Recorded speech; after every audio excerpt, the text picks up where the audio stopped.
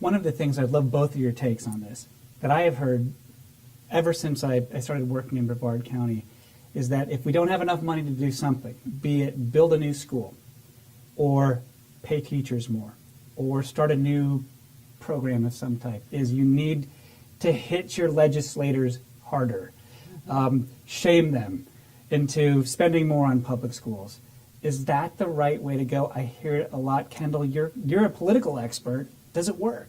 I'm not sure shaming is the word that I would use, but I think advocacy is a tough business, and when you have citizen-based groups, and I'm certainly, the school board enjoys one thing. You have this great asset, called the community's children, and so you're bargaining on behalf of something that's extremely important. So whether it's, children or animals or whatever, the beach, whatever your issue may be, hardcore advocacy of community people spending time and putting pressure on those legislators, educating them. You do that a great job of that here with data-driven analysis that says, we want you to do this, here's why, here's how it makes a difference. So I wouldn't use the word shaming, but hard-pressed advocacy.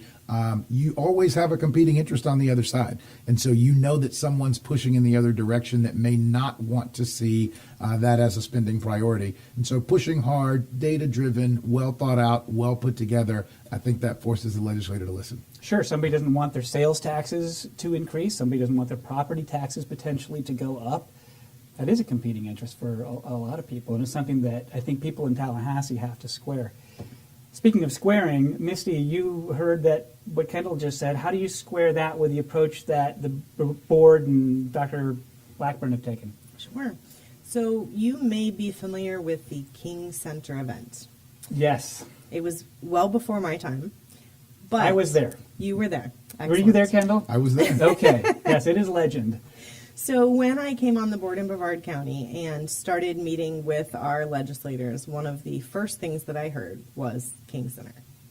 And I can tell you that that was, in my opinion, shaming and pushing really hard. And I think that it was very detrimental to Brevard County. We are just now at the point where we're starting to build positive relationships with our legislators, and every single time we have had interaction with them, we still hear about the King Center. So I think it's a fine line that we have to walk between advocating strongly, as Mr. Moore indicated, and not crossing the line to the point that we turn them against us. I feel like right now we're in a pretty good place with our legislative delegation in Brevard County. We have rebuilt that relationship. They're listening to us. It takes time, and I'm not the most patient person in the world. I want things to happen right now. But at the same time, I do feel like we are moving in the right direction with them. And we have to stay strong, and we have to advocate strongly with our legislators.